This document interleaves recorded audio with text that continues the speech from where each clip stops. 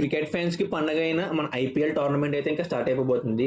ఈసారి జరుగుతున్న మొదటి మ్యాచ్ చూసుకుంటే డిఫెండింగ్ ఛాంపియన్స్ అయిన రాయల్ ఛాలెంజర్స్ బెంగళూరుకి మన సన్ రైజర్స్ హైదరాబాద్ కి మధ్య అయితే జరగబోతుంది.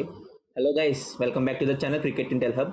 ఇక ఈ వీడియోలో మనం చూసుకుంటే చిన్నస్వామి యొక్క గ్రౌండ్ రికార్డ్స్, అలాగే ప్రభుత్వ ప్లేయింగ్ లెవెన్ అండ్ ఫైనల్గా ప్లేయర్ పర్ఫార్మెన్స్ అయితే చూసేద్దాం. ఏ టీమ్ స్ట్రాంగ్ ఉందో కూడా మాట్లాడుకుందాం.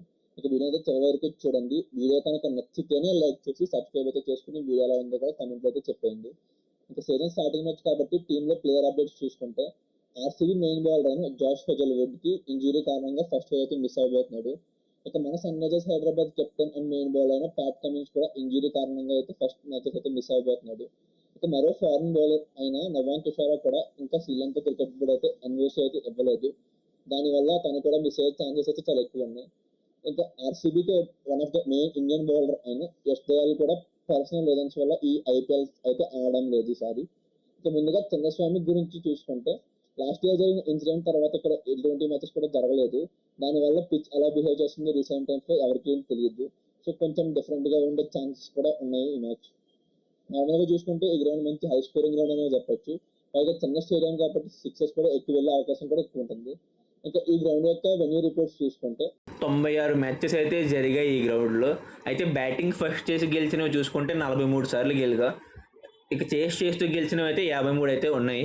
యావరేజ్ ఫస్ట్ ఇన్నింగ్ స్కోర్ చూసుకుంటే 174 కాగా యావరేజ్ సెకండ్ ఇన్నింగ్ స్కోర్ చూస్తే 158 గా అయితే ఉంది. ఇంకా లాస్ట్ ఇయర్ ఐపీఎల్లో చూసుకుంటే మొత్తం 6 మ్యాచ్లు అయితే ఆడారు. అయితే ఇందులో ఒక మ్యాచ్ వర్షం కారణంగా రద్దు అయితే అయిపోయింది. బ్యాటింగ్ ఫస్ట్ చేసి గెలిచినవి 2, చేస్తూ గెలిచినవి అయితే 3. యావరేజ్ ఫస్ట్ ఇన్నింగ్ స్కోర్ చూసుకుంటే 169 ఉంది. యావరేజ్ సెకండ్ ఇన్నింగ్ స్కోర్ చూస్తే 168 గా అయితే ఉంది. ఈ పైన స్టాట్స్ అన్ని చూసుకున్నాక టాస్ గెలిచిన కెప్టెన్ అయితే ముందుగా బౌలింగ్ చేయడానికి అయితే ఇష్టపడతాడు. ఇక మ్యాచ్ జరిగే టైంకి వర్షం పడే అవకాశం అయితే ఏమీ లేదు అసలు. ఈ రెండు టీమ్స్ ఐపీఎల్ లో మొత్తం 26 సార్లు తలపడగా అందులో సన్ రైజర్స్ హైదరాబాద్ 14 సార్లు గెలిచారు. రాయల్ ఛాలెంజర్స్ బెంగళూరు 11 సార్లు గెలిచింది. ఒక మ్యాచ్ అయితే వర్షం కారణంగా రద్దయింది. ఇది చిన్నస్వామి స్టేడియంలో జరుగుతుంది కాబట్టి ఇక్కడ ఈ రెండు టీమ్స్ 9 సార్లు తలపడగా అందులో చూసుకుంటే బెంగళూరుతో పై చేయిగా ఉంది. 5 మ్యాచ్ల్లో గెలిచారు వాళ్ళు. సన్ రైజర్స్ హైదరాబాద్ చూసుకుంటే 3 ఆటలోనే గెలిచారు. ఒకటేమో వర్షం కారణంగా రద్దు అయితే అయిపోయింది. ఇంకా టీమ్స్ యొక్క ట్రబుల్ ప్లేయింగ్ లెవెన్ చూసుకున్నాం. ఇప్పుడు ముందుగా డిఫెండింగ్ ఛాంపియన్స్ అయిన రాయల్ ఛాలెంజర్స్ బెంగళూరుది చూసుకుంటే ఫిల్ సాల్ట్, విరాట్ కోహ్లీ వీరిద్దరు ఓపెనర్స్ కాగా దేవదత్ పడిక్కల్, రజత్ పటిదార్ వాళ్ళ captain, Jacob Bethell, Tim David, Jitesh Sharma wicket keeper, Krunal Pandya, Bhuvneshwar Kumar, Jacob Duffy, Mangesh Yadav, ఇంకా సుయాష్ శర్మ అయితే ఇంపాక్ట్ ప్లేయర్ గా ఆడే అవకాశం అయితే ఉంది. ఇంకా ప్లేయర్ ఫార్మ్స్ పక్కన పెడితే ఇది మంచి సాలిడ్ టీమ్ అనే చెప్పొచ్చు. వీళ్ళ టాప్ 3 బ్యాట్స్మెన్ లో సాల్ట్ కి ఫామ్ కొంచెం ఇబ్బంది ఉన్నాయి. మరోవైపు విరాట్ కోహ్లీ పెద్ద ఎక్కువ మ్యాచెస్ ఆడకపోయినా ఎప్పుడు ఫామ్ లోనే ఉన్నట్లు బ్యాటింగ్ చేస్తున్నాడు రీసెంట్ టైమ్స్ లో. పడిక్కల్ కూడా డొమెస్టిక్ లో అద్భుతంగా రాణించి సీజన్లోకి అయితే ఎంట్రీ ఇచ్చాడు. ఇది వీళ్ళకి మిడిల్ ఆర్డర్ లో చూసుకుంటే మంచి 5 పవర్ తో పాటు స్టెబిలిటీ ఇచ్చే ప్లేయర్స్ కూడా ఉన్నారు. కాకపోతే పటిదార్ డొమెస్టిక్ లో అంత అద్భుతంగా రాణించలేదు. కానీ జేకబ్ బెథెల్ మొన్న రీసెంట్ గా జరిగిన వరల్డ్ కప్ లో అయితే మంచి ఫామ్ లోనే ఉన్నాడని చెప్పొచ్చు.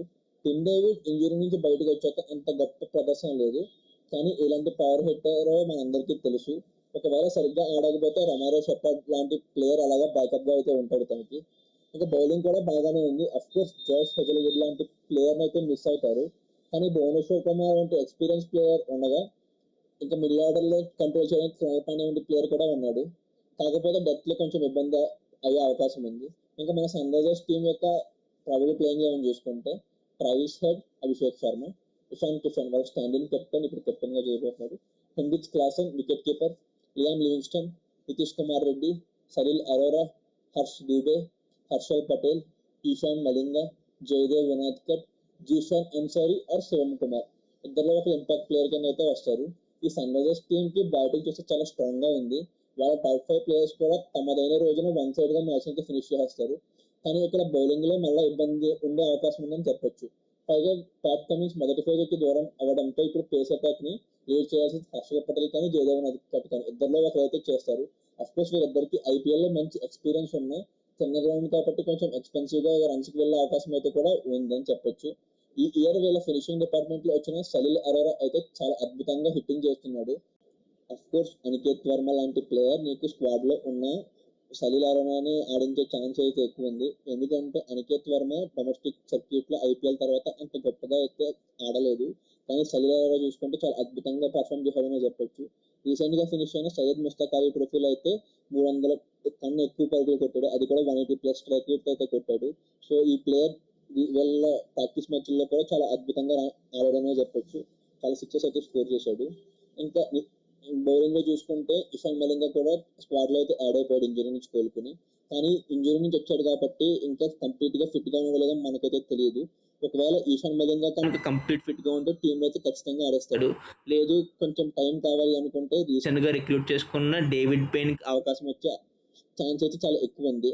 ఎందుకంటే ఈ player all over the T20 tournament అయితే ఆడుతూ ఉంటాడు, చాలా అద్భుతంగా కూడా పర్ఫార్మెన్స్ చేస్తాడు. లేదు మనకు ముందు నుంచి ఉన్న ప్లేయర్ తో వెళ్దాం అనుకుంటే బ్రౌన్ కాస్ట్ వెళ్ళే ఛాన్స్ కూడా ఎక్కువ ఉంది. ఇంకా అలాగే ఈ ఇయర్ ఐపీఎల్ లో ఫస్ట్లోకి నితీష్ కుమార్ రెడ్డి కూడా బౌలింగ్ చాలా బాగా ఇంప్రూవ్ చేసుకున్నట్టు అనిపిస్తుంది తన ప్రాక్టీస్ మ్యాచెస్ చూసుకుంటే. దానితో ఈ టీం యొక్క పేస్ అటాక్ అయితే కొంచెం అద్భుతంగా అయితే తయారైందని చెప్పొచ్చు. ప్లేయర్ ఫామ్ సైన్స్ టీం చూసుకుంటే విరాట్ కోహ్లీ చూసుకుంటే సన్ రైజర్స్ హైదరాబాద్ లో మొత్తం 21 ఇన్నింగ్స్ ఆడాడు, అందులో మొత్తం 669 పరుగులు అయితే స్కోర్ చేశాడు. స్ట్రైక్ రేట్ చూసుకుంటే 140 అయితే ఉంది, యావరేజ్ 35 గా ఉంది. ఇంకా సన్ రైజర్స్ పై 450లో ఒక సెంచరీ అయితే స్కోర్ చేశాడు. చివరి మ్యాచ్ లో అయితే ఒక సెంచరీ స్కోర్ చేశాడని చెప్పొచ్చు. మరోవైపు ఇషాన్ కిషాన్ కి చూసుకున్న ఆర్సీబీపై ఒక డీసెంట్ రికార్డ్ ఉందని చెప్పొచ్చు. ఆర్సీబీపై మొత్తం ఇన్నింగ్స్ లలో ఆడగా మొత్తం 315 పరుగులు అయితే స్కోర్ చేశాడు. స్ట్రైక్ రేట్ 151, యావరేజ్ 26 అయితే ఉంది. ఆర్సీబీపై ఒక హాఫ్ సెంచరీ అయితే స్కోర్ చేశాడు. ఇంకా జయదేవ్ నాథ్కర్ చూసుకుంటే మొత్తం 8 ఇన్నింగ్స్ ఆడాడు, అందులో 7 వికెట్లు తీశాడు. ఎకానమీ 8.4, యావరేజ్ 32, ఇంకా స్ట్రైక్ రేట్ చూసుకుంటే 22.6గా అయితే ఉంది. ఇక ఈ మ్యాచ్ చూసుకుంటే మార్చి 28న సాయంత్రం 7:30కి స్టార్ట్ అవుతుంది. ఈ మ్యాచ్ కనుక టీవీలో చూడాలి అంటే స్టార్ స్పోర్ట్స్ నెట్వర్క్ లోని, లేదు ఒరిజినల్ చూద్దాం అనుకుంటే జియో హాట్స్టార్ అయితే చూడొచ్చు. ఇంతే కలిసి ఇవాళ వీడియో ఏమనిపించిందో కమెంట్ అయితే చేయండి. అలాగే మీకు నచ్చితే కనుక లైక్ చేసి ఛానల్కి కొత్తగా వస్తే సబ్స్క్రైబ్ అయితే చేసుకోండి. Thank you for watching guys. Have a nice day.